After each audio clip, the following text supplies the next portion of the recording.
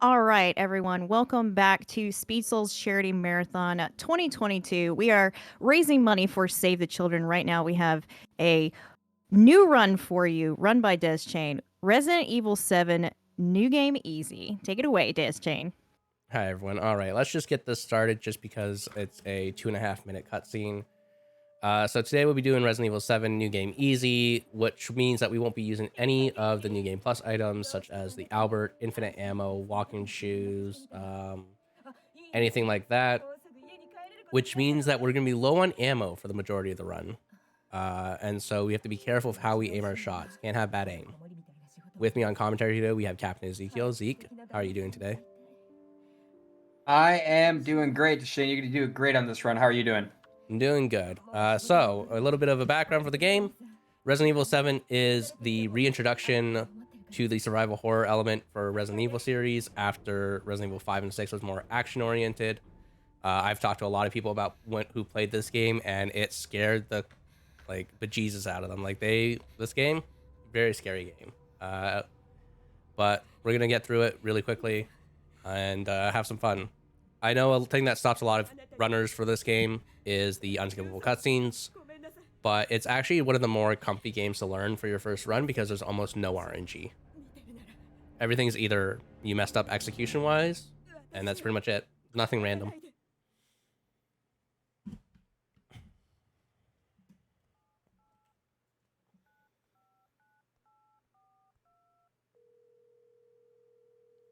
If we have any donations, we have probably we have time for a couple donations if you have any.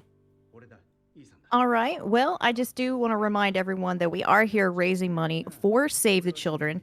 And Save the Children was founded in 1919. For over a century, they've been a global force in the protection of children's rights worldwide. They have programs in over 100 countries and have helped reach and impact over 1 billion children's lives. So that is what we are raising money for today. And I do have one donation from Paradox Azure that says, "Yay!"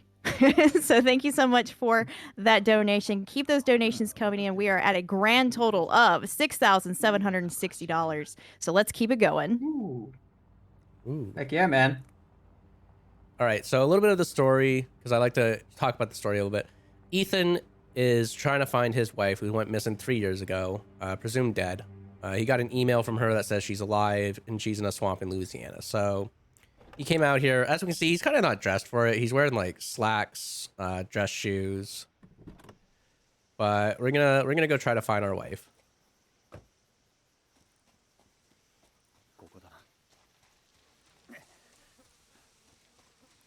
So to start off, you kind of just try to take tight lines, because we're gonna go into what is called guest house, and it's every RE runner's quote-unquote favorite area because you just spend most of your time here because it's kind of like a 15-minute walk-in section.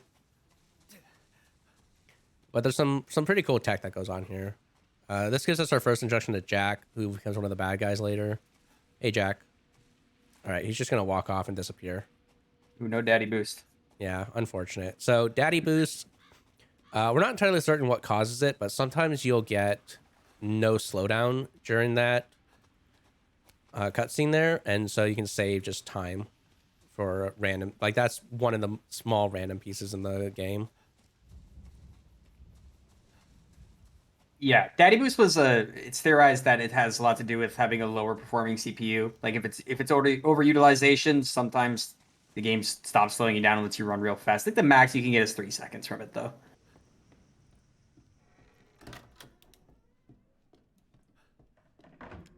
All right, so I'm going to retry checkpoint here. This gives us our speed from the outside back.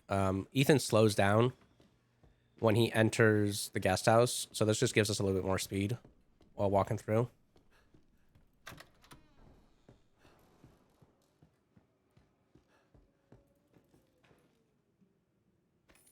Yeah, there'll be a handful of those retries throughout the run.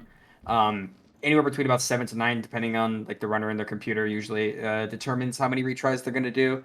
A lot of them, they have like a 50-50 of what they do. A couple of them make you really fast. There are 2 in guest house that make you fast, and 1 in salt mines makes you very fast. And then a couple simply just for molded manipulation or Ethan's position movement.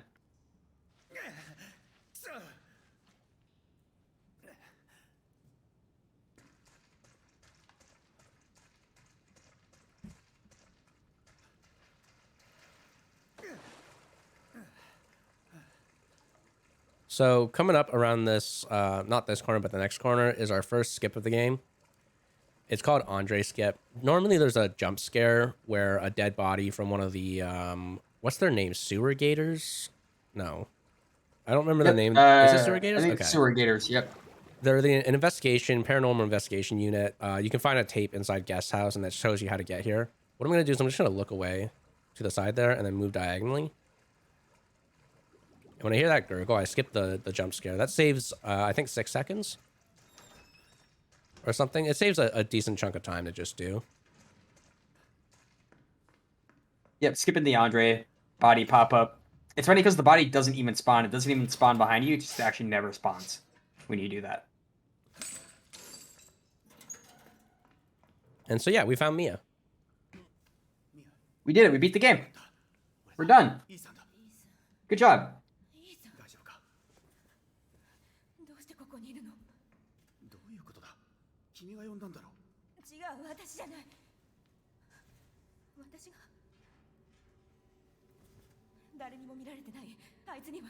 あいつ、他に誰かいるのか。一体何があった？あいつが来る。早く逃げないと。今すぐ逃げるの早く。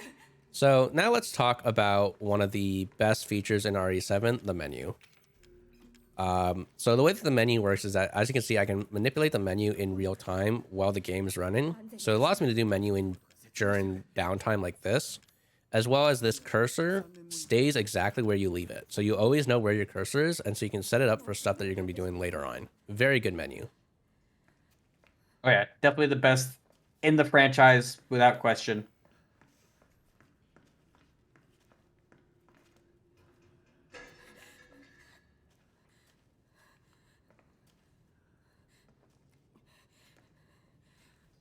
The real-time inventory creates like a really interesting dynamic for the run that we've kind of perfected over the years. Like, you basically get to be as fast as you want to be and as slow as you need to be in certain moments, but there's a skill check to it to where if you're too slow, like you'll get owned by losing time and by the game just messing you up, and you're kind of fighting against, Jack Baker first of all, and like as he's following you around. So like being fast in your inventory, being as quick as you can be is pretty good, especially in new game where you have to combine ammo. 説明してくれ。君からのメッセージで。私じゃない。 And right here, what I'm doing is I'm just, you find ways to entertain yourself in guest house. So if you stand off to the side here, you can kind of just break Mia's animations and her mouth doesn't move while she's saying stuff to you. こっちへ行きましょう。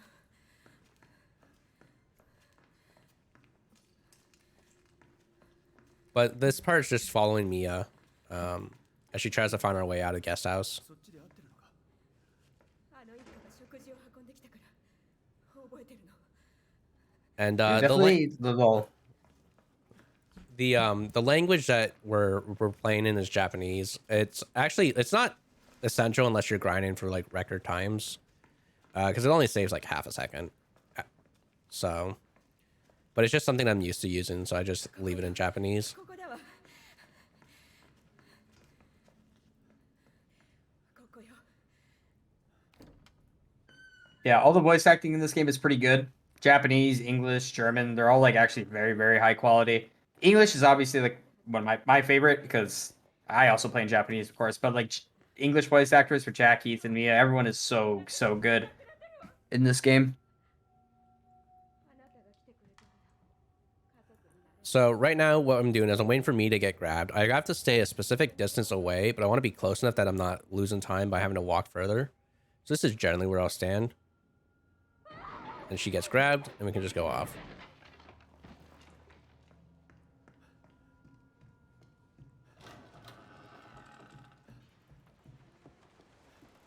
And now, what I'm going to do is I'm just going to bump into this corner. And that's going to trigger the next section. So, guest house, you have to hunt a bunch of triggers to get to proper setups. And this is where a lot of people that I know actually just stop playing casually. Yeah, very scary scene here. This is one of the biggest jump scares of the game outside of some later parts. Mia and the guest house is pretty spooky. This part right here got me pretty good too on my first playthrough many years ago. Yeah, so we have the graphics turned down because FPS is important in this game, and I also have the brightness turned up because you need to be able to see for the speedrun. But if you have this game on like full graphics, the brightness set to the correct levels and everything, it is terrifying.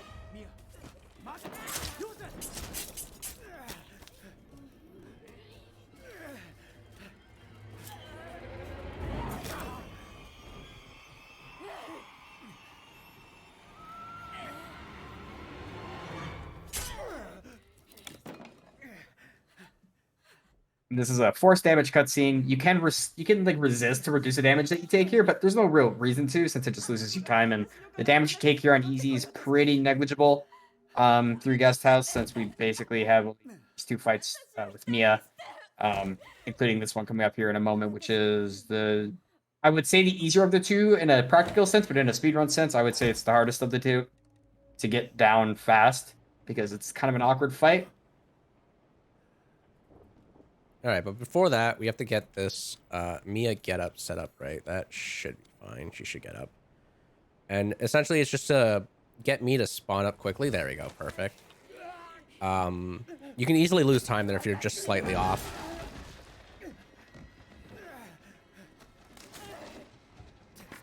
He's going to grab this axe and run up to Mia and try to do a power swing while clipping into her.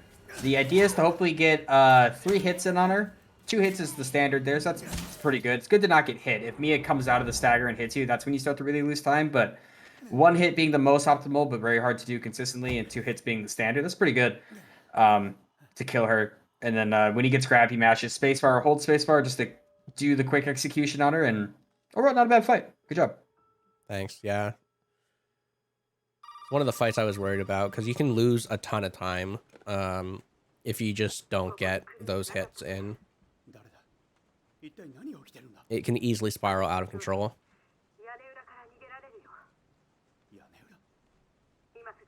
Yeah, it's definitely a fight that is hard, even at the highest level of play, because that's a very critical fight to be doing as fast as possible. And she will lose you a lot of time if you don't do it correctly. So it definitely makes sense. Mia 1, there's obviously, that implies there's a Mia 2, which there is. Mia 1 has 700 health, whereas Mia 2 has 2,000 health. So 2 very different fights, but you'll see later the method to kill them is kind of similar, which are coming up shortly after a few cutscenes. Ooh, nice animation. Yeah, that was not bad. So animations are very important, because otherwise Ethan will get dragged very slowly towards the item he's trying to interact with. And we don't want that.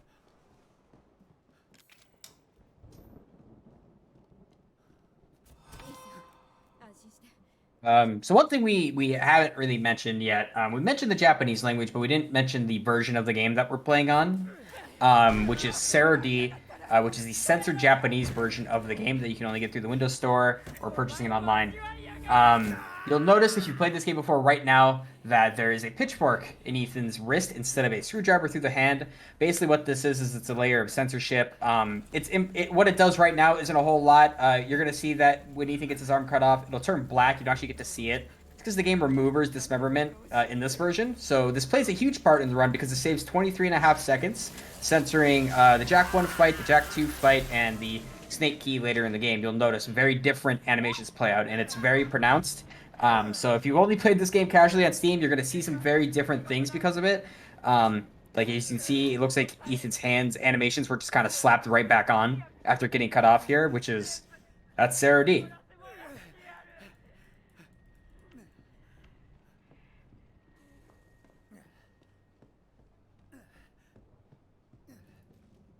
Yep, exactly. So you generally don't really need the Zero D version to run the game.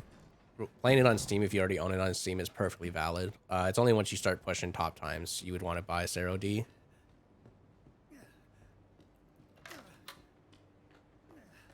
Yeah, the game is very long, I guess. Not very long, but it's pretty long for the average like RE game. It's an hour and a half long for these categories.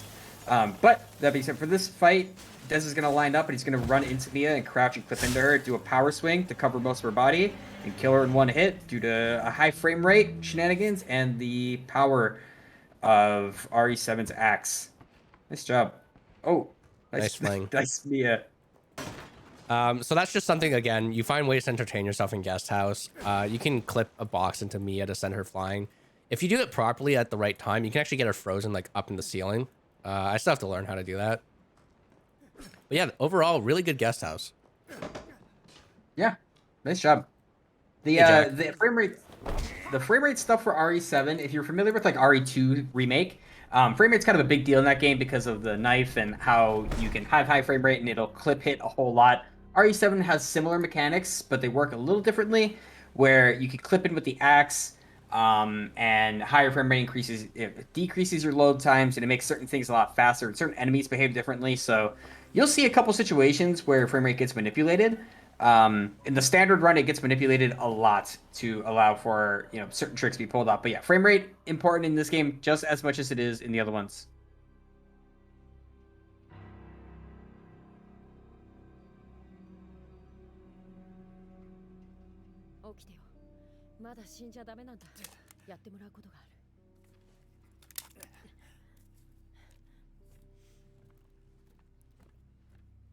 And this is probably this is honestly my favorite cutscene of the game.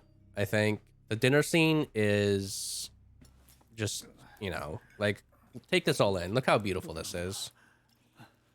Look at that family. That is the kosher American family right there.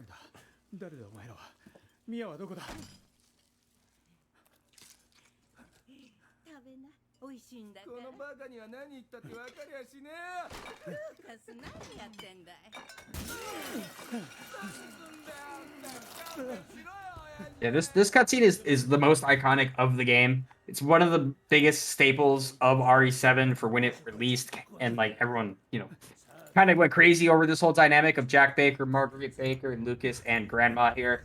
It's just like this cutscene, it just announces the type of characters you're going to be dealing with throughout the whole game, and they're all very unique. And the way they have an impact on the game is pretty enormous. So this cutscene is just amazing because you get to get spooked pretty bad.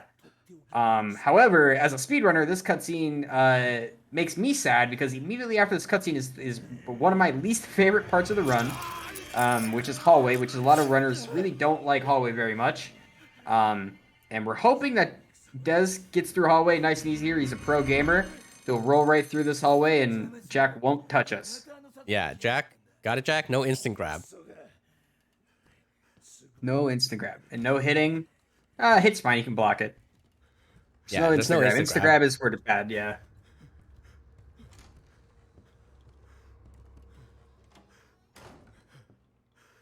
Now we're going to wait for Jack to leave this room, and Deschain's going to wiggle to get out of this chair. And hallway coming up here to explain basically how it works is Jack is at the end of this hallway. The idea is to get a key, touch the door, get back to the hole, and get out. The problem is Jack's in your way, and Jack will choose one of three options when you run by him. One is an instant grab that you cannot avoid, one is a misgrab, which we want, and one is a swing, which we can block. So Deschain's going to kind of run at this corner here. Jack went for the missed grab. We were able to get a block on it, so we have to interact with this door to trigger a cutscene later. And we're going to kind of crouch in front of Jack here to get him to get out of our way. Yeah, 30 FPS here to squeeze past him because his body is so thick. Usually once you're around this corner, you are in the clear.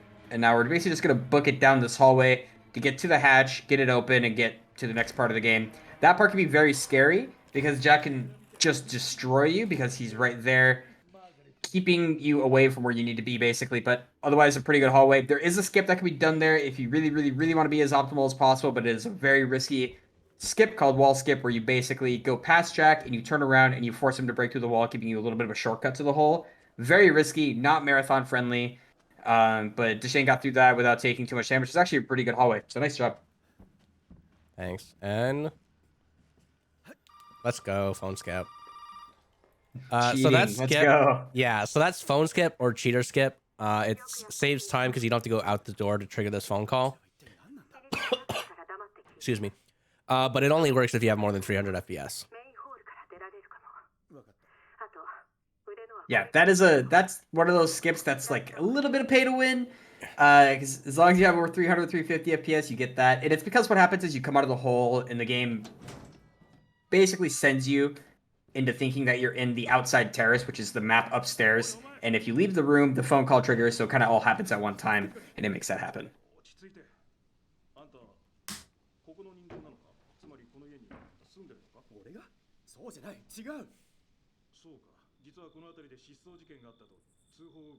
それどころじゃない。ここから出たいんだ。まあ落ち着けって。俺の話を聞いてくれ。 So this is the deputy. He's going to give us our first weapon, which we are going to use exactly once. ふざけないでくれ。 Well, I guess technically he gives us both or two of our weapons, but right now he's just going to give us the knife, which will only be used for the next boss fight, and then I will promptly forget about it. 何でも話すから。よし、わかればいいか。じゃあガレージがあるだろう。そこで話そう。 I'd say you might have time for a donation here. 貸してくれ。 All right. Well, I do have a $130 donation from Peanut that says, "Everybody wish a happy birthday to Deschain. Feels birthday, man. Thanks for spending your special day with us." Thanks, Peanut. Yeah, it is my birthday today. Happy birthday, Des. Thanks, all. Vio's birthday, Chat man. say it. And we're gonna get close to 7K during RE7. So that's kind of a big deal. RE7K. ナイフでどうしようってんだ。 All right, so breaking that box is just because I need to get the ammo out of it later. But we're coming up into the first boss fight. This is where you get to see the first changes from 0D, besides like just not losing your arm and stuff. This is where the time starts to actually save. On Steam, Jack will kill the deputy and then kick his body, but that doesn't happen here.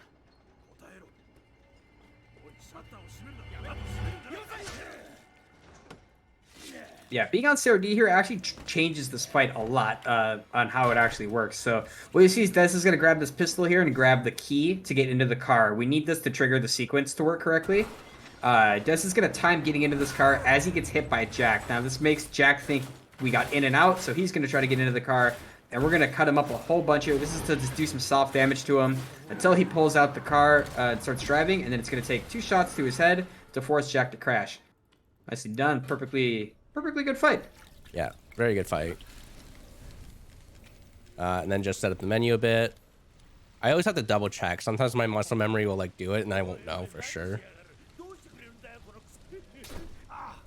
And then just stab Jack to stagger him because he can grab you while you're waiting for this car to explode and you'll lose time for that.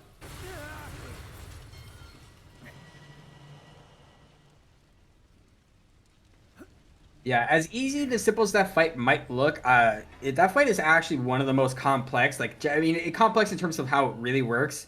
There's a lot of stuff we don't know about that fight. Like, why does Jack die? Like, if you do too much damage to Jack, he actually won't die in the car. And how he gets into the car and everything's very weird there. The car has a health bar, in case you guys didn't know that. It has 1,000 health, and it loses health if you break the windows. It's very weird. But yeah, you also see Shane here going to grab some shotgun ammo, and now we're really setting up, basically, for a later part of the game, which is March 2. So a lot of these shotgun pickups are meant specifically for that. Yeah, and that interaction is also done RTA. I missed the first trigger somehow, but that's why I had to go back into it. But you can move the shelf while waiting for that screw to undo. All right, now we're coming up to my least favorite part of the run. I mean, it's cool to do. It's just that it has some issues in terms of execution sometimes. And mainly I'm just going to blame Jack instead of myself because it makes me feel better. That's totally reasonable. I do the same thing. But many people might not know this, is that there's actually an out of bounds that's used in the speedrun for RE7. And I'm going to let Zeke explain it because I'm going to be busy trying to focus on actually executing it. Yeah, for sure. So the out of bounds in RE7 is pretty unique and it's pretty complex and it's used in every single category. What's going to happen here is Shane's going to activate the tub to get the wooden statue out, set up his inventory to make sure he's all ready to go. Jack's going to bust through this door. What's going to happen is Shane's going to shoot him in his leg and then also in his lower back. The purpose of this is to get Jack to stagger in the bathroom and to also prepare him for another stagger later at the stairs. Now this buys Shane enough time to go downstairs, put the pendulum into the clock, and get the dog head out. He's shooting a couple times to stall Jack's AI upstairs because when Jack hears gunshots, he stops moving. Bad luck. He sets up. That is unlucky. Yeah, Jack dropped a little bit early. Which makes this a bit more harder because now we have to wait for Jack to aggro. And now we're going to try to stall him in the hallway. Okay. That's good. Good. I didn't know if he was going to see me. Yeah, you So got if the he aggro doesn't- line there. If he doesn't see you there, he just wanders around. You have to go find him. This is a good recovery. Jack can't be too close. This is why this is so hard. Is Jack can't be too close to do this shadow puzzle, and you have to do the shadow puzzle, or you will soft lock the game when you go downstairs. So now we're gonna get Jack out of the hallway and make him come to us. Usually he'll run out on his own. Sometimes if Jack gets super lost, you kind of have to fish him out. And there he is. It does is just dumping some ammo to make him follow him. And now he's gonna pop him once in the leg on these stairs. And because we shot him in the back upstairs, he's gonna fall onto one knee. Deschain's gonna be allowed to walk right past him, line himself up with this handrail, and Jack's gonna spin him around, push him out of bounds, just like that. Thanks, Jack. That's not bad, actually. That was really good. For a marathon, that was pretty good. That's honestly about average for my runs as well. That's pretty good. Nice job. And you have to be careful not to touch the house on the left, otherwise you completely break everything.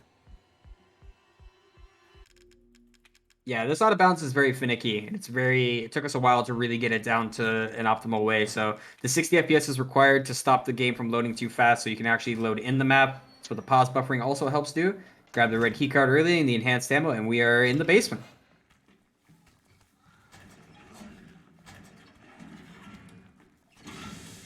Get that gunpowder. Now we're trying to grab the dissection room key while dodging these molded all around us. Usually on easy, the molded are slow enough for us to get what we need, but what can happen a lot of times there is those molded will actually grab you, and it's rare, but people don't know this sometimes. In RE7, the molded have really long grab animations that just absolutely suck to get hit by. We're going to pop this guy in the head, interact with the door, and grab this chem fluid out and make another stack of enhanced ammo to have 20 for the Jack 2 boss fight coming up in a moment, and for Marge later as well.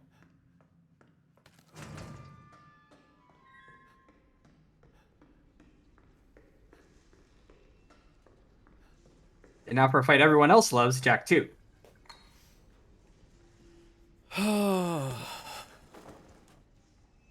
going to do great. You got it. Yeah, this So fight's Jack tough. 2, yeah, Jack 2 is very hard these days because the fight's changed a bit. So Shane's going to drop 4 enhanced shots to in his head. And then he's going to reload and switch to 30 FPS. This is so he can try and drop 7 quick shots into his weak point. That looked good. That looked good. All 7 shots hit the weak point. The reason we go 30 there is to give us as much time as possible to get them in, bringing Jack down to 2,700 health. And now what's going to happen is Shane's going to grab a saw, and he's going to dodge a swing from Jack. Then he himself is going to hit Jack once, and then aim into his head. And he's going to do 2 shots to his head to bring him down, and he's going to kill him without triggering an animation here. Nope. This looks good. Unfortunate. Oh, that was really close.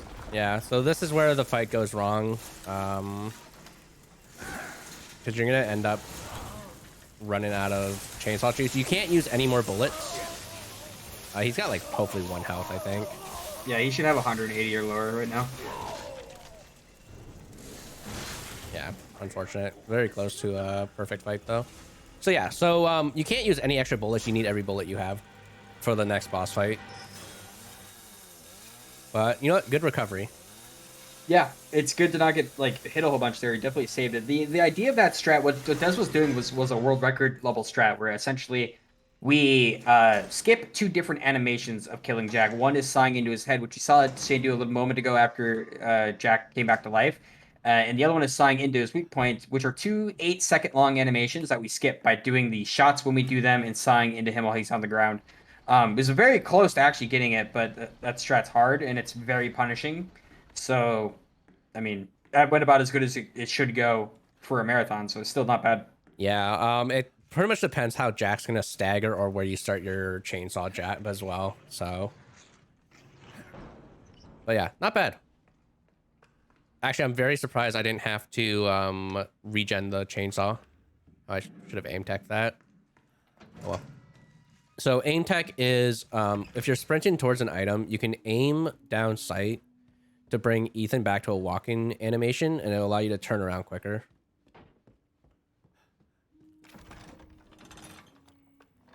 Yeah, the aim tech is the most recent tech to be introduced to the game, found not too long ago, where, yeah, you can't toggle sprints in this game. You can only, I mean, sprint is essentially like a perma-toggle is what I mean to say is you can't stop running unless you aim or crouch.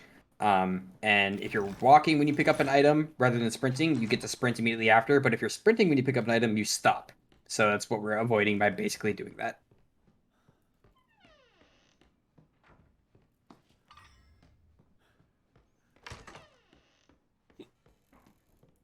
Okay, I do have regular ammo. I always double check what ammo I have because, again, you can't use any more of your enhanced ammo. You need it all for another boss fight. So it's very important to make sure you know what ammo you have in your guns.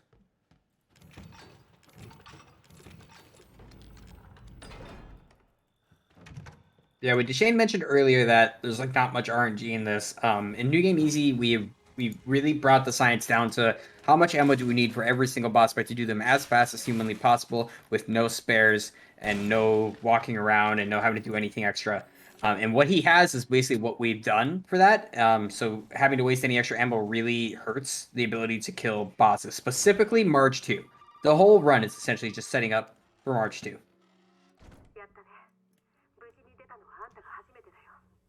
俺に頼みってなんだ？ But yeah, so that's the broken shotgun. If you play this casually, you may have used just the 4-barrel shotgun. 体を怪我されて But the broken shotgun, when you repair it, is actually the strongest weapon in the game. 直す方法があるの？ Stronger than the Magnum as well. 血清さえあれば元の体に So we use it for the run because it'll be the fastest that you can get. Plus, you can get it for free pretty much because you have the Scorpion どこに key. あるんだ？ それが分かれば私だってとっくに逃げてるよ。でも母さんがきっと休館の中のどこかに隠してるはずなんだ。血清が手に入ればミアを直して帰れるんだな。ああ、そういうことだね。休館は沼のそばだからすぐ見つかるよ。わかった。でも母さんもそこにいると思う。母さん。気をつけて。みんなあんたを。 So Zoe's trying to tell us how to get out. You don't actually get to see Zoe until way later. But she's trying to save Ethan, help him find his way out. She tells us we have to go find an arm to be able to make a cure for the. In this case, we're gonna go with the mold, which is what it is, which is possessing her family.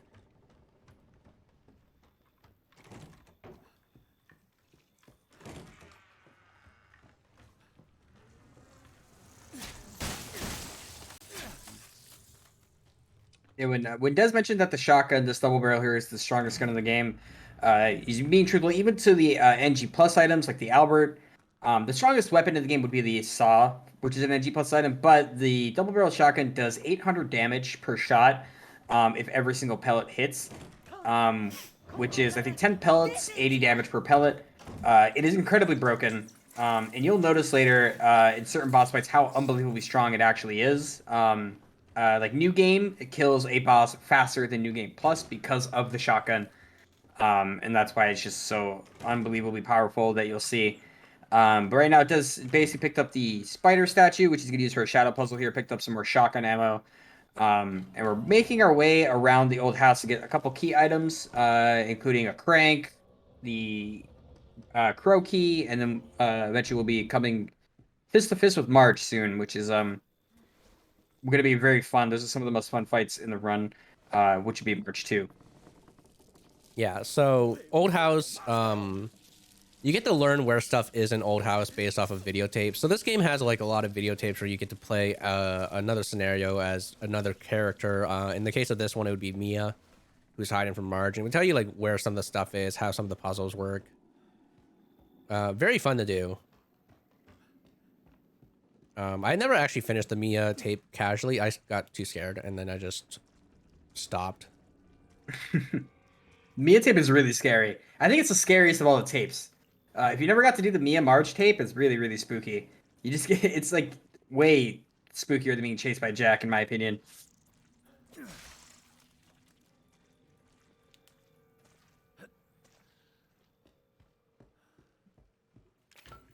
Ooh, good animation.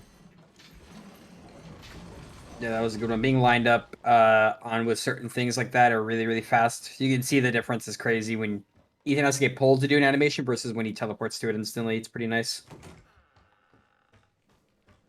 So here I'm going to take a wide line. It's usually very safe to just bump into this. And Marge won't see us. If she sees you, she'll send out a bunch of bugs after you, which isn't great because it loses at least 5 seconds usually.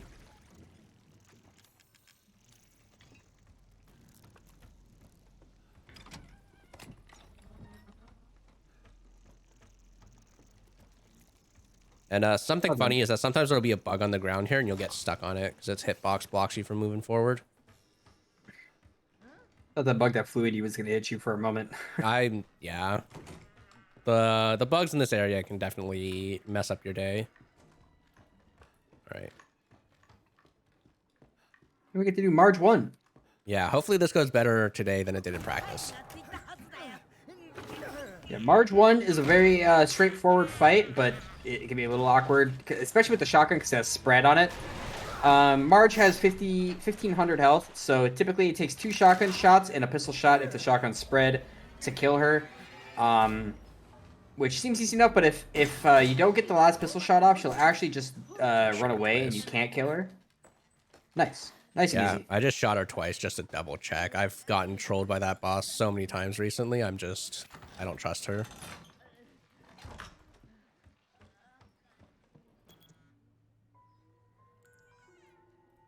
Yeah, March 1, bit of a pushover in comparison to her second counterpart, March 2.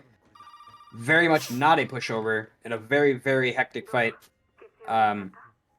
which requires a lot of dancing. Yeah, so this is our last required phone call, is talking to Zoe about the serum. And next we're going to go to our next, the next skip in the run, which is called Lantern Skip. Hopefully it should go off no problem, which is probably going to be a commentator's curse type thing. But essentially what I'm going to do is I'm going to line up on a specific area. He would skip having to go upstairs and look at the lantern post there.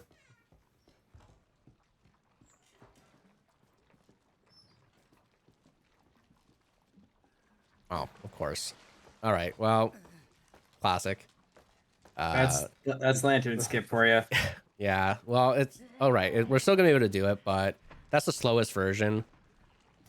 I don't know if I just walked off too fast. It's a bit tricky because there's like, I think I was too far left is what happens with that one. So you can be too far left and that will happen.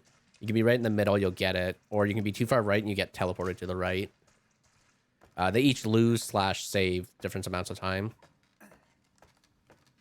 There are 3 potential outcomes for Lantern Skip. One is the one that you just saw there, which you fall to the bottom and nothing happens. The second is that you fall too far to the right and teleport to the top, but the Lantern Skip actually activates and you're allowed to jump down. The third is you fall down, the Lantern Skip happens, and you get to run chase after Marge right away. But regardless, Lantern Skip's kind of a pain. But now we're going to do March 2. And March 2 is a fight that is a little complicated, so we're going to start it off by baiting her, shoot 4 times into her with the pistol, and then 4 times with the shotgun.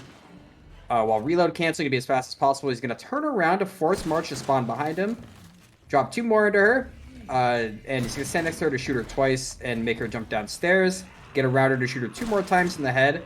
Basically, all this sets up for is to get her to bait and attack here in a second, and he's going to shoot her 2 more times to phase her, and then pistol to kill her. And just like that, that was absolutely perfect. Yeah, good fight. Nice job.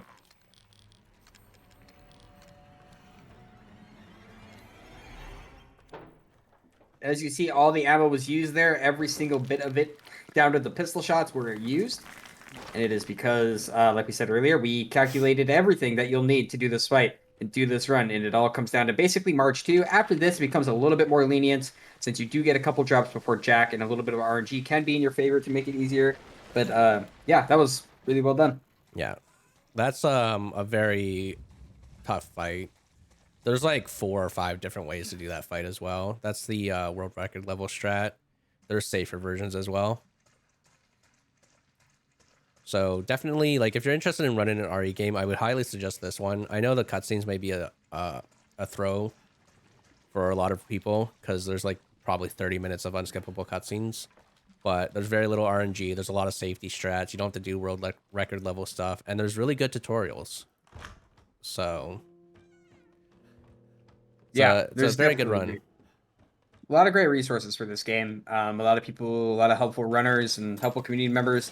I will say specifically for this category, for New Game Easy, there is a very nice in-depth tutorial made by Morphoria that has sections, very well edited, very well designed. I love every part of it, and I highly recommend anyone, if you want to run this, to join the RE7 community Discord and watch that series. It is very, very good.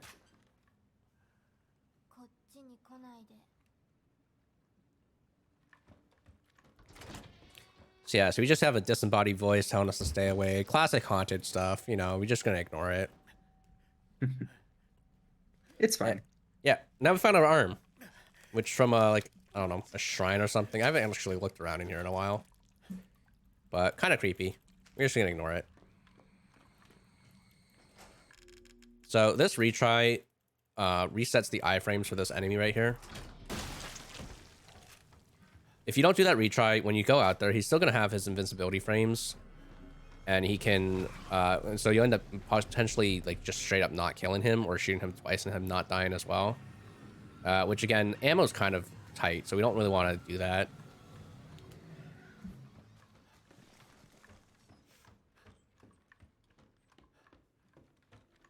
Yeah, from here until the next boss fight, there are some set ammo drops that we look to pick up. And it's usually pretty safe for the most part, but yeah, if you start to dump too much ammo, you could be in a really bad spot for Jack 3, and we do not want that problem. Yeah, thankfully there is a safety pickup before Jack 3. I think there's 6 shells. I'm not entirely certain if it's 6 or 4. But there is a safety pickup that you can pick up if you're low on ammo. Especially since holding onto that ammo is not only just going to carry us to Jack 3, but it'll also be something we need at the very end of the game to deal with salt mines and everything. So you just saw Deschain pick up some gunpowder. That's for another craft that we're going to do in a moment to make more enhanced ammo that we'll need for another boss fight coming up later in the Lucas section. Yeah, and you don't actually have to answer that telephone. You can just tap the trailer and walk away. That phone is pretty much just Lucas telling us where we need to go next.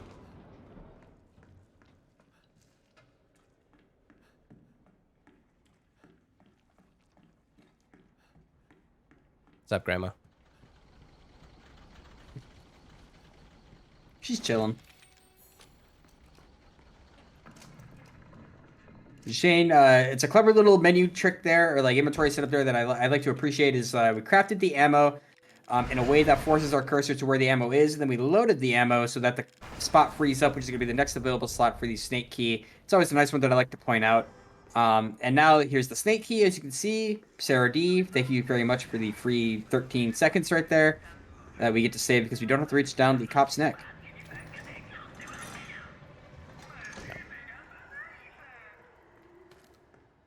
I really should learn how to do that strat correctly, but I think it's like kind of random. If you move at a specific timing when you're opening that door, you can actually get the door to just straight up open. Yeah, doors in this game don't make any sense. They're pretty dumb for the most part. I'll be quite honest. After 4 years of playing the game, I can come to that conclusion. The doors don't make sense. Some of them will open faster if you're not next to them, and some will swing open instantly if you're not next to them. It's very, very weird. That one is the weirdest of all of them. Yeah, so here's another puzzle we have to do, otherwise we soft lock. We already have the red key card, which is what this puzzle would usually allow you to get. But if you don't do this, you do soft lock the game and you can't progress. So we just have to do that puzzle quickly.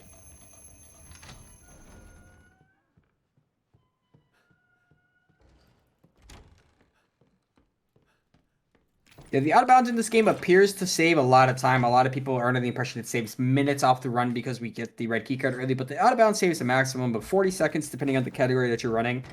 It actually does not save too much. 40 seconds in an hour and a half run actually isn't that much. And it can actually be skipped entirely if you just want to learn it a little bit more glitchless and not have to worry about working that in, because it can be a complex thing to really work into your run. Because we don't have to go downstairs, and really that's the only thing that we're skipping is going downstairs a second time. All right, that puzzle is the hardest shadow puzzle. Generally for that one, what I'll do is I'll move my mouse directly up and then use the arrow, or not arrow keys, WASD keys to be able to put it in the right spot.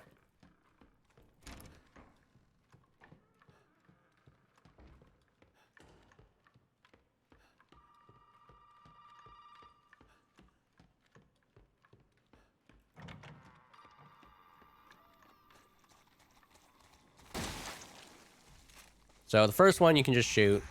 Second one you can just ignore.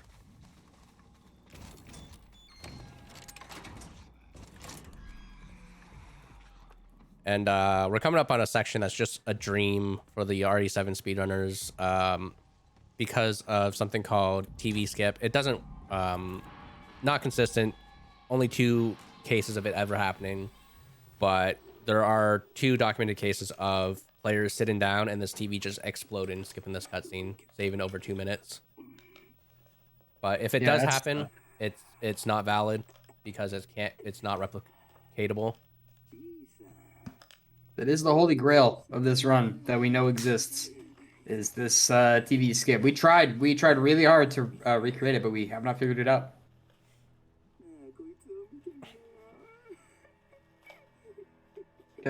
Now would probably be a good time for donations, I'd say. This cutscene's about 2 minutes long.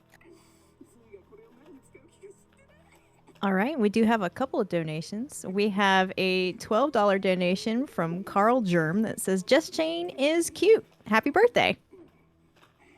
We have a $4.20 donation from Goofball the Cat that says, ooh woo.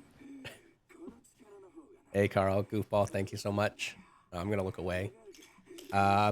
This cutscene probably kind of puke-inducing for some people because of what Lucas is doing. The sound's worse for me than the visual, but I do like to try to look away when I'm running the game. Because he's pulling his fingernails off, and it's kind of gross.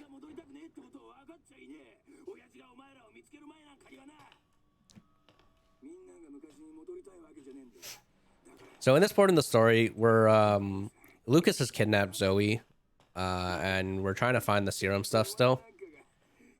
But furthermore, he's talking about how not everyone wants to go back, but Lucas hasn't been under Evie's control for probably 2 years now, if I'm remembering the files correctly. And that just goes to show you something, because everyone else is acting under the control of an exterior being, but Lucas is under his own control. So he's just unhinged and is actually just a murderer.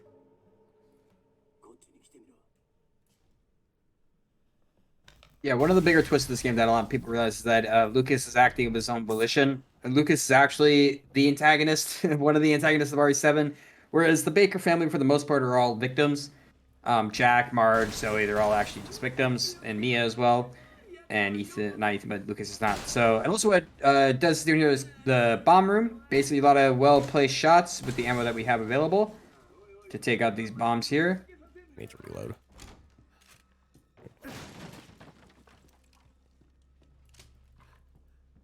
Okay, it's fine. We're gonna have Ooh, unfortunate. It's been a while since I failed that one. Yeah, there are 2 bombs in that crossway, and one of them's up top, one's below. If you're in like a pixel out of position, you can accidentally clip the one up top, and that'll happen.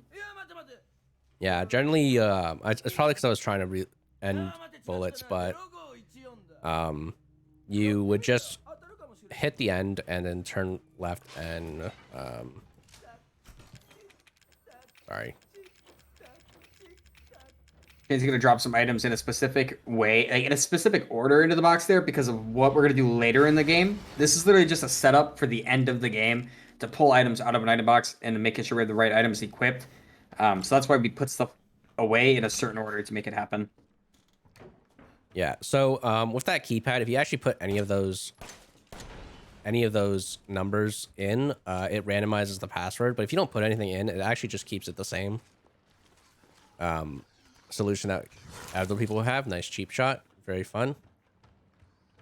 I guess we didn't really talk about cheap shots. So RE7 enemies can just usually when they're spawning, they can just do damage to you when you're walking past them, and we call those cheap shots.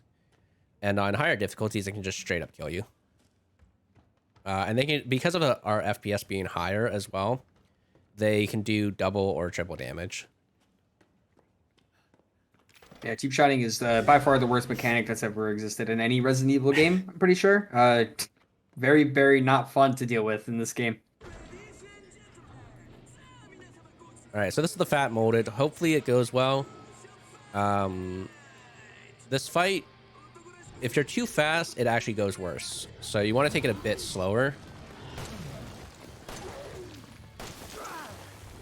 4 shots to his head with the enhanced pistol, and then 2 shotgun shots will typically kill him. Sometimes you'll need to do an extra pistol, but not in this case. The reason why we can't shoot fast there is because if you do too much damage to the fat molded as the doors open, not as he's coming down, but as they open, he'll trigger an animation that causes him to take no damage, and it lasts for like 10 seconds. It is truly awful. So that's what we avoid there by shooting slowly.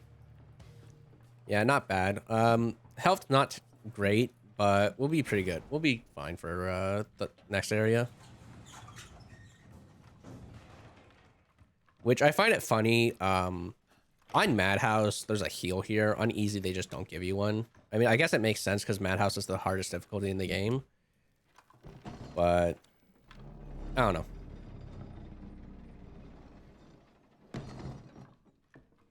And they actually don't give you very many heals on easy and like obvious placements. It's kind of interesting. They only give it really on Madhouse.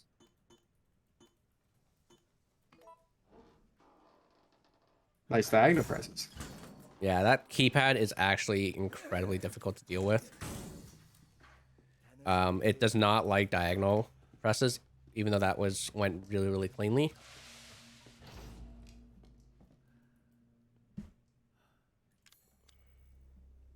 So this area is actually super fun casually. Lucas has designed a puzzle room, and solving it is incredibly fun. I think it took me like 20 minutes to just go through everything really fun and like explore. But we don't have time for that. And also, if you do that, you know, Lucas is not fair. Let's just put it that way.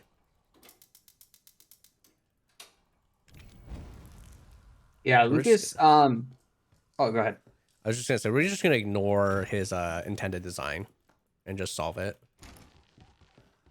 Basically, speedrunning an escape room is the idea of this whole area. And if you haven't caught on, each member of the Baker family kind of represents a certain genre of horror. They all have like little different callbacks to horror media. Lucas, as you can tell, very puzzle, psychological horror, very Saw-esque, and that's kind of what he's all about. Marguerite is a representation of basically bodily horror and just very gross, grotesque horror, just disturbing stuff. And then Jack Baker is a very direct reference to slasher horror, as he has references to Evil Dead and Texas Chainsaw Massacre.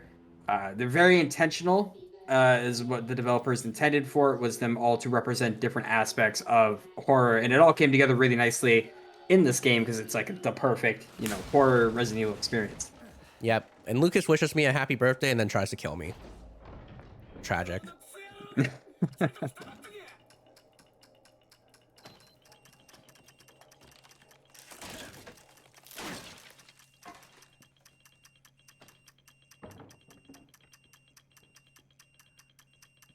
be far enough. So here, to not get blasted back, you just kind of walk past the angle of the room or the wall.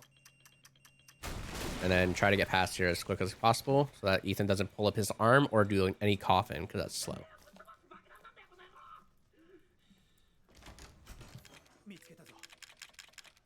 Do not pick up the Albert, because that would invalidate your run.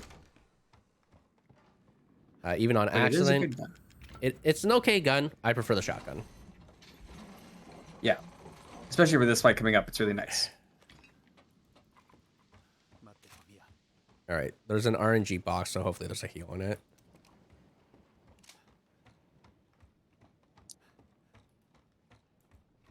Okay. So yeah, we're coming up on the Jack 3 boss fight. I know casually this fight was, oh boy, it's a tough one. Jack has a lot of invincibility frames.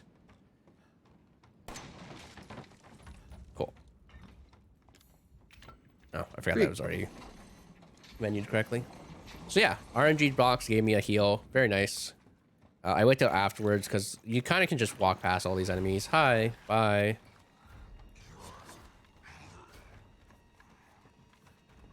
One of my favorite things about RE games is that in the speedrun, you kind of just walk past or run past most enemies.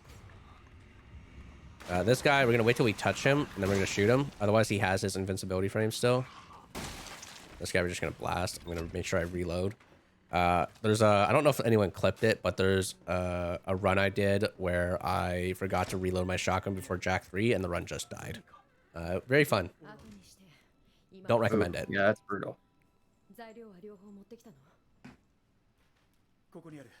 Now she's gonna do a little cheeky time save that doesn't really make sense. That was found by Nick's issues about 3 years ago, where essentially if you run out of this room and go a certain distance downstairs and come back up, Zoe will finish making the serum 3 seconds faster.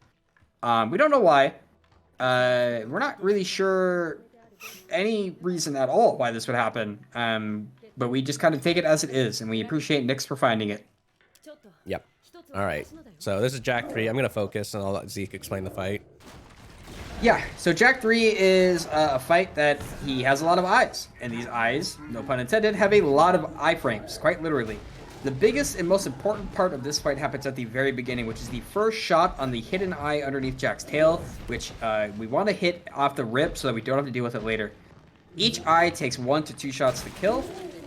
This one underneath is a low health eye. There you go, killed him 1 shot. Shane's going to jump down, pump into his eye on his right side, and then the one on his arm. You see, we basically wait for Jack's iframes to end before we kill the eye. He's going to stand in front of him and wait for his face to move. Oh, I have regular ammo in. That's not good. Come on. Yeah, this fight can be a little bit of a pain if Jack starts moving around and stuff. Yeah, unfortunate. I forgot to reload the enhanced ammo. Fine. We'll have to deal with it. You can recover this. Jack, where are you going? No. I don't know where he has iframes at. This is unfortunate, though. Yeah, I would just wait for him to slam down is typically what I would do, and then you can shoot the arm eye when he does that. Or you might actually be able to hit his one of his eyes from down here with the shotgun. Actually, oh, never mind. He just came straight down. All right, Jack. I don't know what's left. Okay, tail eye.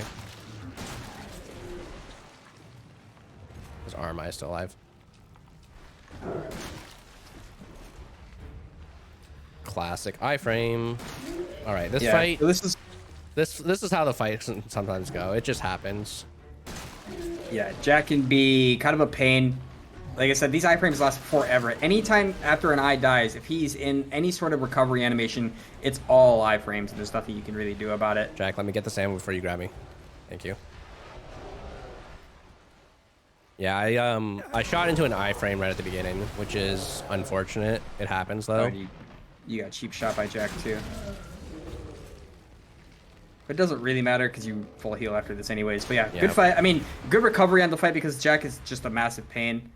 Regardless, if Jack decides to climb up, you lose a lot of time because if you mistime a shot, the reload animation of the shotgun is really slow, so it's kind of a pain to recover.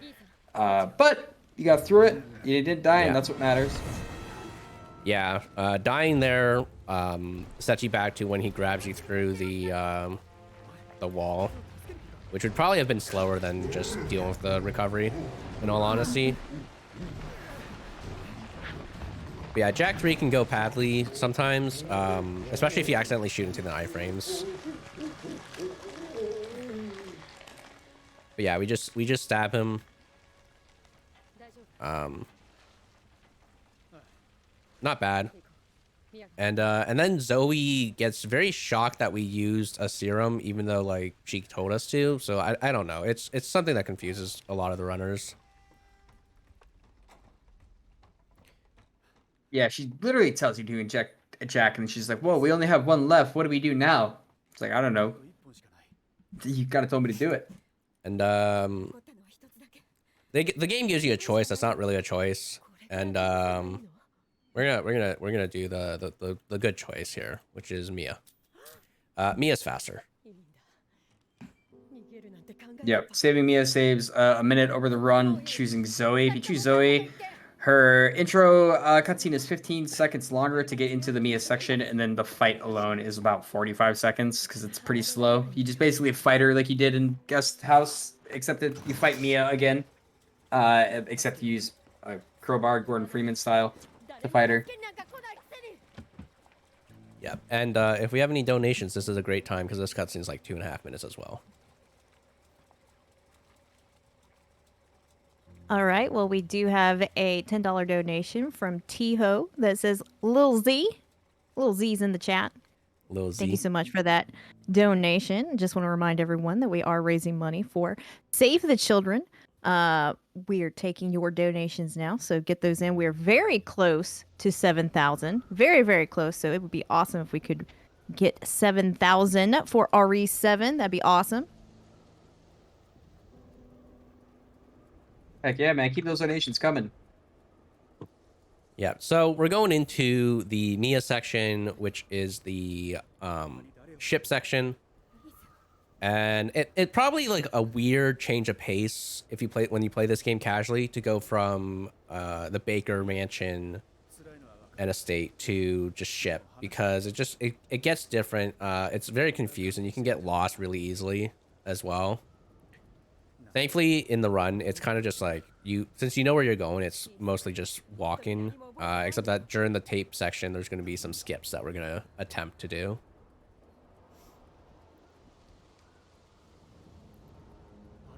But it's a lot of exposition for the story, telling how Mia was carrying a bioweapon by the name of Evie. Because for those who don't know, spoilers, Mia's a bioterrorist. Or at least working with bioterrorist corporations. So That's true. Zeke's not a fan of Mia for that. You know, we love the antagonist. we love Ethan because Ethan's too good, but Mia was working with criminal organization. Yeah, I'm very much of the opinion that Mia is a bad guy because she quite literally is. People like to say she's all nice and everything. She's just being a good wife. I disagree. I think Mia is a very bad person. But be that as may, we now get to control Mia. Also, if you chose Zoe, you still get to do this whole section as Mia. It literally, the choice is just a non-choice. You just get an extra boss fight and then a bad ending.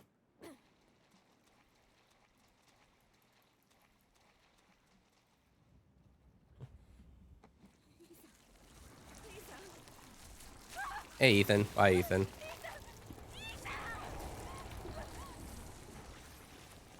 Yeah, the ship section used to be back in the day when you got to this point in the run, you'd be like, okay, I'm done. The run is over, and it's all free from here. But a lot of stuff changed a few years back when we discovered a couple of skips on the ship here, specifically on the tape, primarily Alan 1 and Alan 2.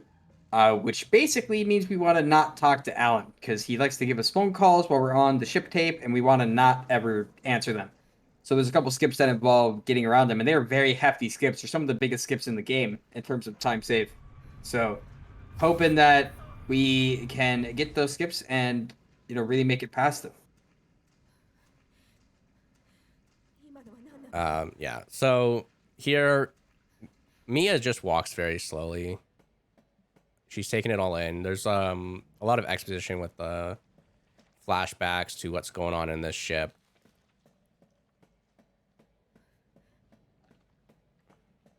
And something that we do here is we'll go into this room and walk past this helmet and then turn around. If you're staring too far at the ground when you're walking past, you turn around, it doesn't actually trigger this cutscene. Something that not a lot of runners may know, and you can lose time very easily because of that.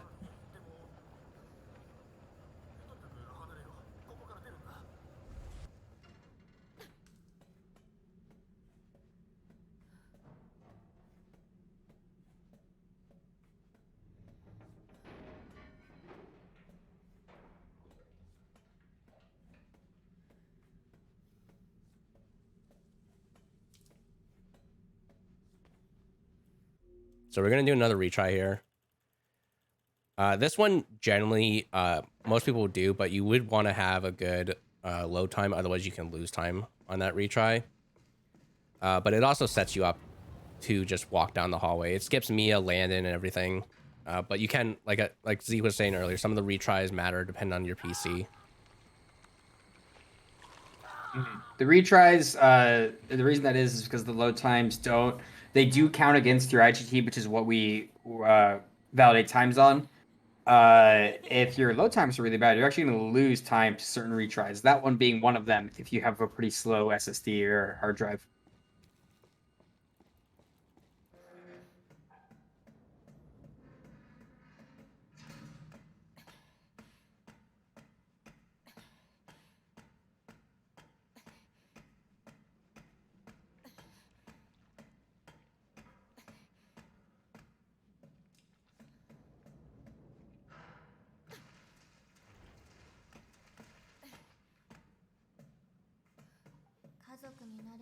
Oh yeah, and something that wasn't mentioned, you can run the game uncapped. A lot of the runners I know cap at like 350 because for some, I don't know if it happens on the Steam version as well, but on Zero D, if you have uncapped FPS, sometimes audio doesn't happen.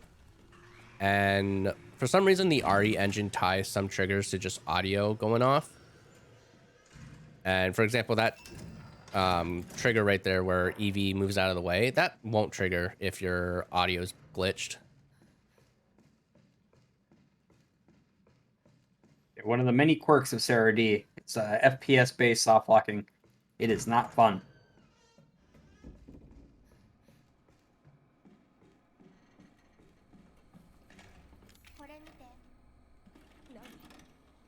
All right. Now we get a cutscene to meet Alan. Yeah, here's Alan. We have a couple Alan fans in the community, but most people, we don't want to talk to Alan.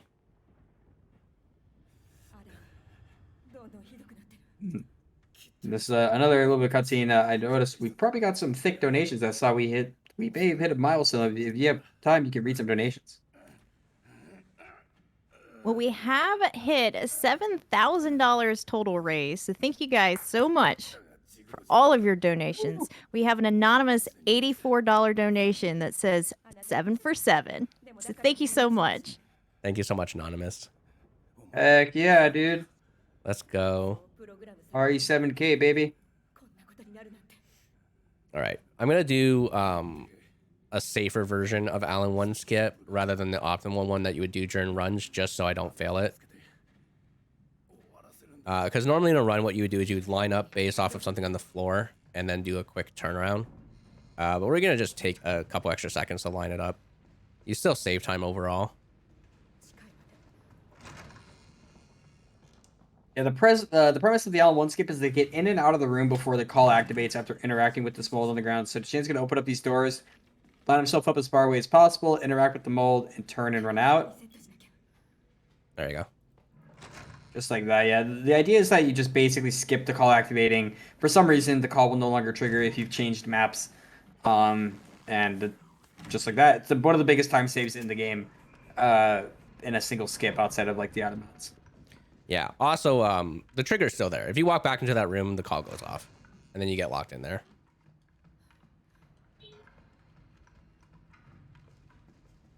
But yeah, normally in a run, you would just do that very, very quickly. It's just kind of risky in a marathon setting for me, so I'm just going to not.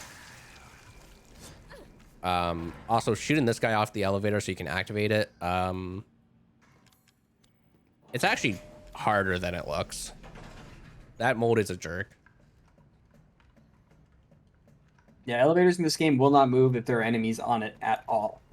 So we have a couple of situations in which that applies, that one being one of them.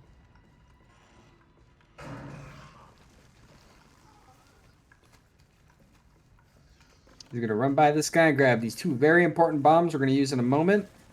One of them is for the Alan 2 skip that we're going to be doing, which is going to involve what would seem like a risky strat, which it is. And if you fail it, it can be kind of detrimental. But we're going to drop a bomb in a specific spot. Now, the whole idea of this is that we're going to get a phone call in a couple minutes here in about a minute from Alan as we interact with Evelyn. And this phone call will lock you out of going through that door. And what we can do is if you're at the perfect spot with the bomb proportionate to you and the door, you can blow yourself up and you'll get launched through the door.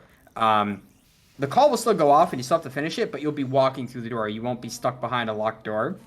The downside of this is you're taking intentional damage, and if you fail the skip, one, you won't skip the call at all. You'll just kind of stand there and wait. Or if you do the other version of it where you get knocked all the way to the ground, which you still save a little bit of time, but you do a lot of damage to yourself, and it is very easy to die here on new game because you have the gun that Deschain has is awful. It doesn't do anything. It's very, very bad. You'll see that in a moment. So he's gonna line himself up to get blown up through this door. Nice. You see there's like blood all over his screen. The bombs do a lot of damage to Mia and Ethan. So it's risky to go for that shot, but he got it. Nice done. He's also going to run through and use the bomb on these two guys and walk through until he gets to the hallway. Now the hallway part of this is also kind of a pain since he has to use this glorified pea shooter to kill basically kill three molded and get to the elevator without dying. And we hope we do not get cheap shot while we do this. Double cheap shot, even better. Oh yeah. Yeah, this part is just a nightmare on new game because your gun is just so bad. But having that herb makes that a bit safer so you don't die to the molded afterwards. I hit the button this time, right? Okay. In practice, I didn't hit the button when I did this. It was very funny.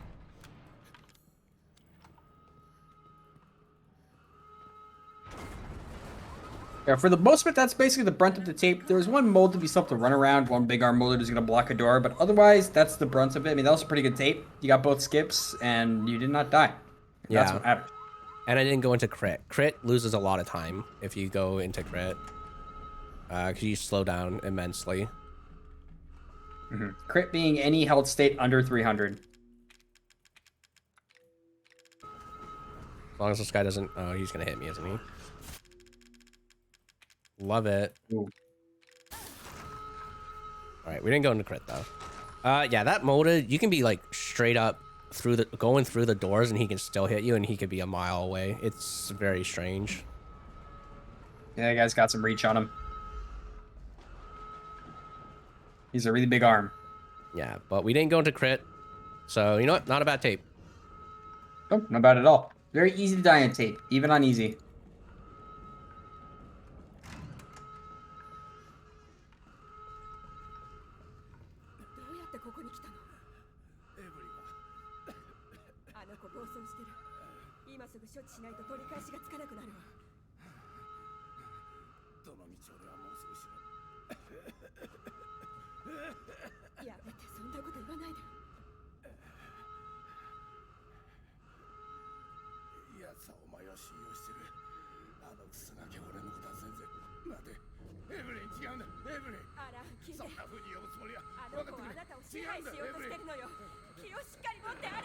And now Alan dies.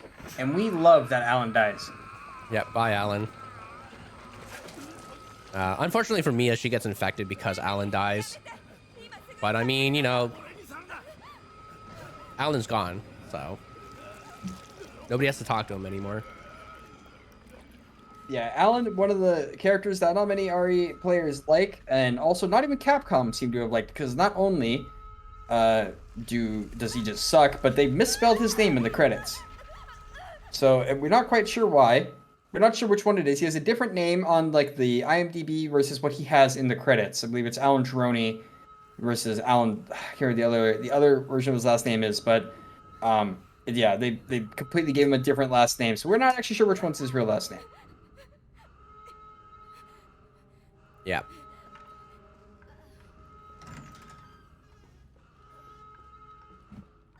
But yeah, that's tape. It's not bad. Something that I learned probably after like 200 hours is that the intro cutscene that you see is actually based off of the videotape that Mia takes in this section. There's a optional cutscene back there where Mia will make a video call to Ethan, and that's what the intro tape is, which is something I thought that was kind of interesting. Yeah, it's something that's easy to forget because we pass by it all the time.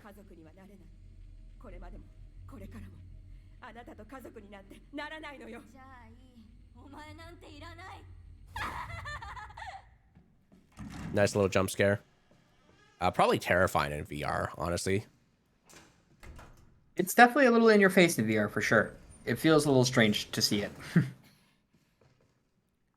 So like, yeah, so this game was originally designed for VR, which is probably why most of the cutscenes are rendered in game as well. And so you can definitely tell based off of like some of the jump scares that there are. And as I was saying at the beginning of the run, if you play this game casually, definitely it's great. The graphics are amazing. Yeah, especially with the new gen patch that they did. If you have this on Steam, definitely give it a shot. It looks really well done with all the graphics turned up. Everything looks super crisp and super dark and gross. Highly recommend you play it on new patch because it has the updated RE engine that RE Village and all the other Resident Evil games have.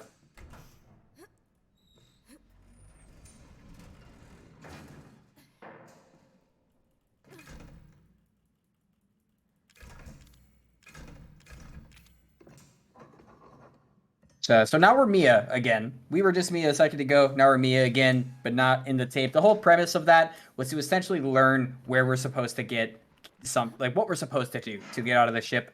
As this Mia, basically what we need to do is get a fuse and a power cable to get the elevator working. So now we're going to go for something called God Door. We're going to pick up this corrosive and turn around. Nicely done. I really the hope idea I picked that up. It looked like you did from what I saw.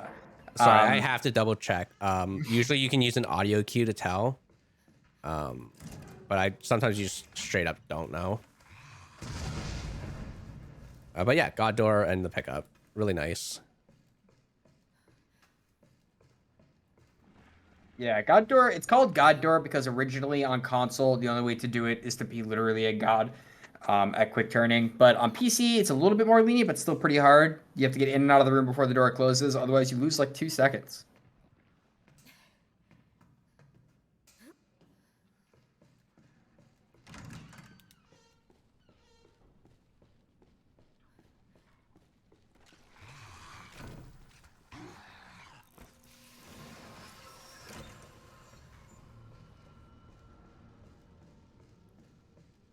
Yeah, what we're doing, we're fixing the elevator so we can go down and find Ethan. And the clue for that, it will tell you when you're in the elevator, there's a note that you're looking for stuff. But like I was saying earlier, that ship is just super confusing casually. Yeah, it's definitely a bit of a maze, back and forth through the same spots. And when you're first learning the game, it's still super confusing. It's definitely one of the hardest things to learn when you first pick up the game, is how to get through tape and ship without getting lost. Yeah, my second run, I saved over 6 minutes in this section because I got completely turned around.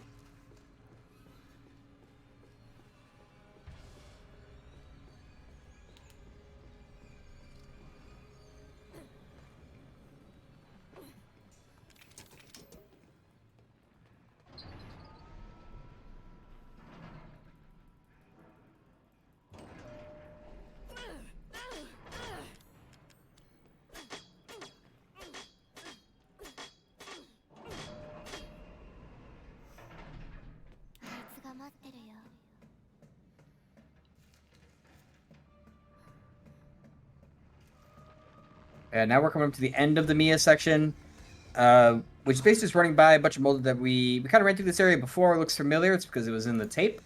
We're going to strafe around this fella here and go up and go past the big arm molded that's going to spawn and the fat molded just to get to Ethan to trigger one of the last cutscenes, full-length cutscenes of the run, which is my personal favorite cutscene in a moment where you basically get to re-meet the Bakers again, but this time in a very different setting. Yeah. A thing about the crawler that we walked past, if you get cheap shot by the molded before him, generally he'll actually just move out of the way. But since I didn't get cheap shot, I had to go around the long way. And that retry also just skips getting like dragged in. It's another one of the ones that you want to have a good PC for, otherwise you lose time. Now it's Jack. Yeah, and Jack has no shadow. Cher has a shadow. Jack has no shadow. Yeah, only his shirt and his head has a shadow. It just doesn't make any sense. So this is where you find out that the Bakers aren't evil. Jack was just a normal person. Jack saved Evie and Mia during a flood 3 years ago, or a hurricane 3 years ago. Or a storm. I can't remember which. And they got infected because of that and became killers.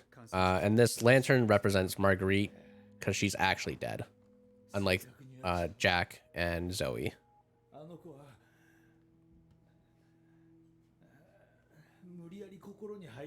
Yeah, the underlying tone of this cutscene is that everyone is connected through the consciousness that is like Evelyn and the mold. Jack being here, Zoe being here, and Ethan all being here, is they're all still under the control of Evelyn. Lucas isn't here because he is not.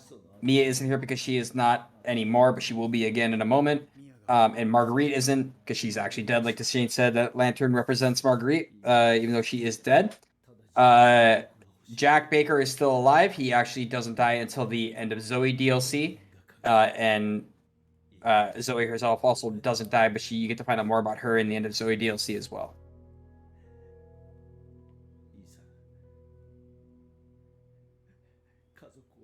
Yeah, would highly recommend playing the DLCs as well. They're very good. There's another escape room style DLC. Very fun to figure out casually. Yeah, the DLCs are some of the best in the whole franchise for sure. The RE7 DLCs are very, very well made. Not a Hero, End of Zoe, and Banned Footage are all very good. 彼に触らないで。イーサンを傷つけるのは私じゃないって言ったでしょ。彼に何かしたらどうする気？お前はママじゃない。そう言ったよね。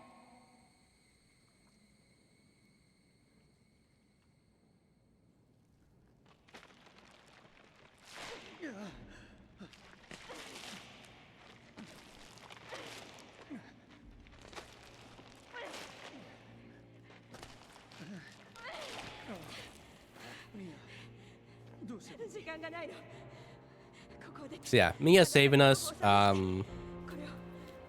giving us Evie's sample so that we can actually defeat her later, and just letting herself be subjected back to Evie's influence. Bye, Mia. よせ。あなたがあの子を殺さなきゃ。やめろ。ダメだ。ミヤ、やめろ。 And now we're entering the final section of the game. It's salt mines. On easy, this is generally not that difficult. It goes pretty decently. We're going to do a safety strat specifically for the elevator before you go into salt mines. Optimally, you would not pick up your weapons from the next item box on NG easy any percent. You would for 100% because you need to be able to destroy some bobbleheads. But on any percent, it's actually faster to do your box during an animation later on. But because you can technically get blocked by the molded for safety, I'm just going to grab my weapons. Because like I said earlier, if there's any molded on an elevator, you can't use the elevator at all. Yeah, that's part of the game. When you're really pushing for times and you're trying to be as optimal as possible, you have to skip this item box, and it really makes this kind of like a coin flip going into this elevator. Sometimes you'll get random molded animations or behavior that'll force them into the elevator early, in which case you have no way of getting them out other than blocking a hit, which takes very, very long. And even that doesn't work half the time, so it basically auto kills the run if they get into the elevator. Yeah, I've lost an NG plus run to that happening.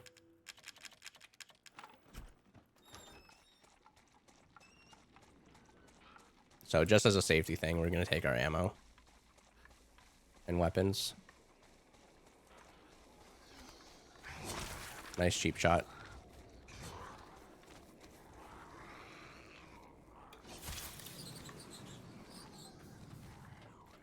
All right, we're fine. Yeah. They're beating you up there a little bit. Yeah. Classic molded behavior. I don't think they like Ethan very much. Not going to lie. I don't think so either. I don't know why. Ethan's a nice guy. He's been out of mold too. Spoilers.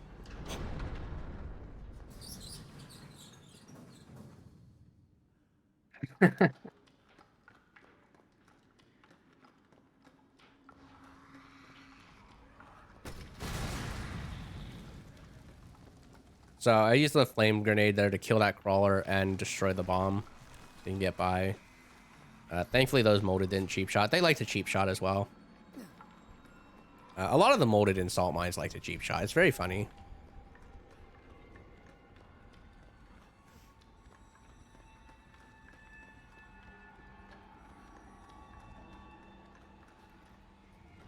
We use this minecart here to get a double kill on some molded.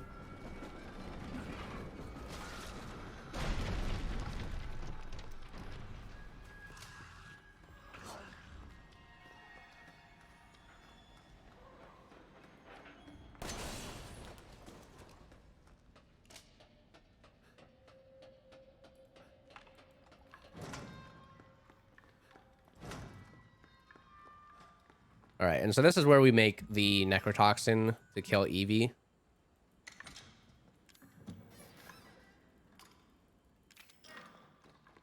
And while waiting for that, I'm going to grab a neurotoxin round. Yeah, we picked it up. Yeah, okay. And that's going to be used for finishing up the salt mines later on. Yeah, that one neuro round is actually the most critical part of salt mines. Without it, it would be very, very bad.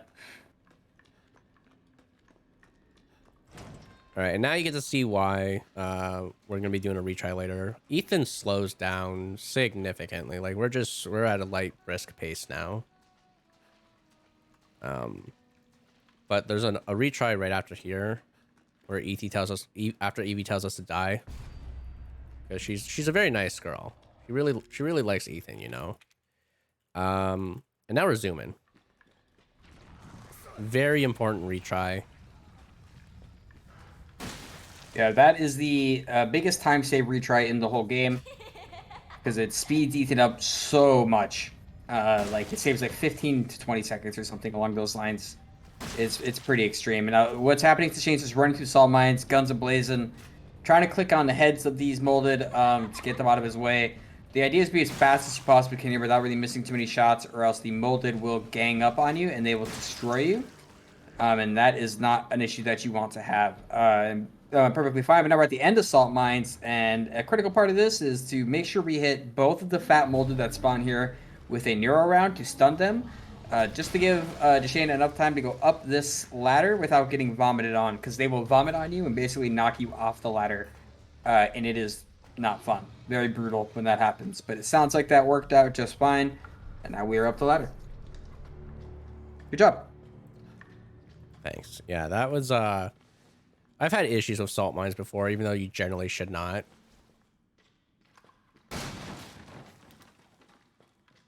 Well, we're back up to everyone's favorite place. Look, it's Guest House. Holy cow. We're back.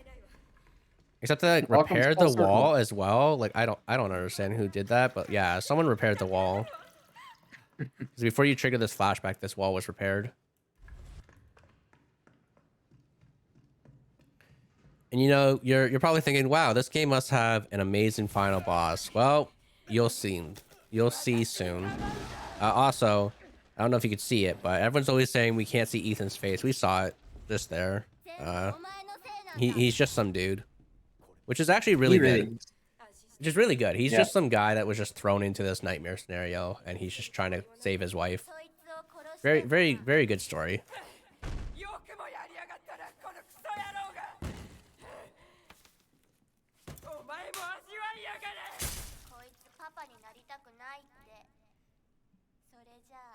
Eevee really likes getting into your face as well. Yeah, it's a recurring theme in this game is Eevee getting in your face, and it's a lot to do to like what Deschain mentioned earlier about the game being developed primarily for VR. It's just to really spook you and give you like a very unsettling in your face, you know, feeling half the time.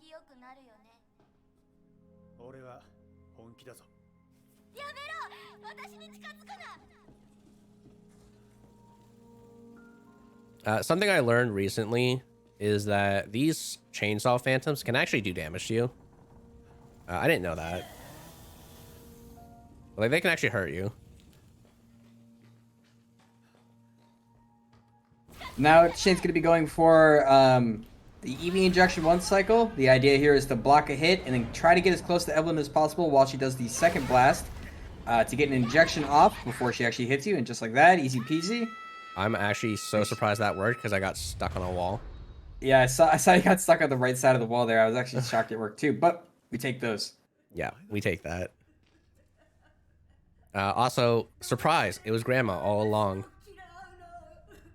Look at that hair. Beautiful.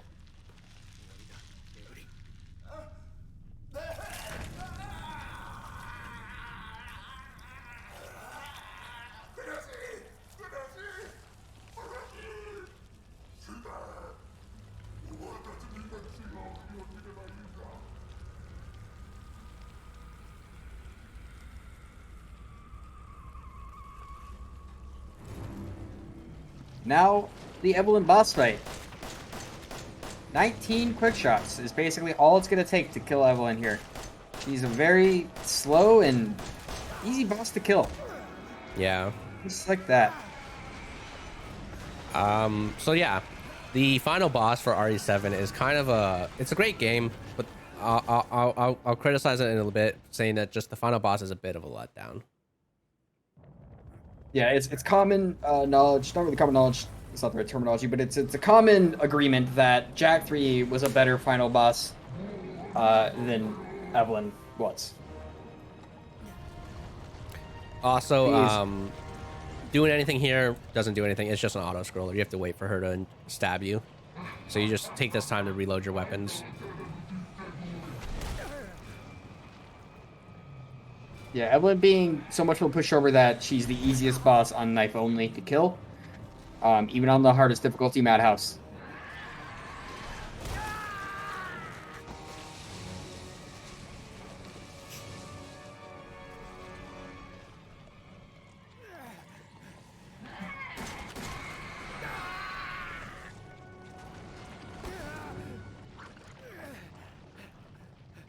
So yeah, someone tells us to use this gun,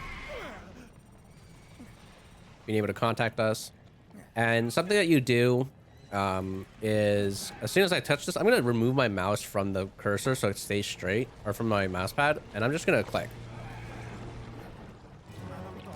And time will be coming up soon.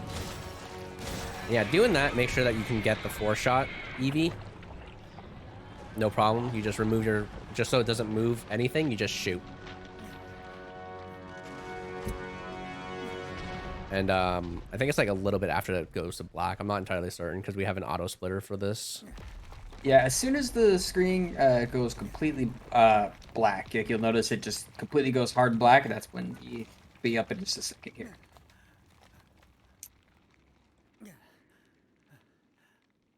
And time. GG's, good job. Yeah, that was a really good run. So, skippable cutscenes.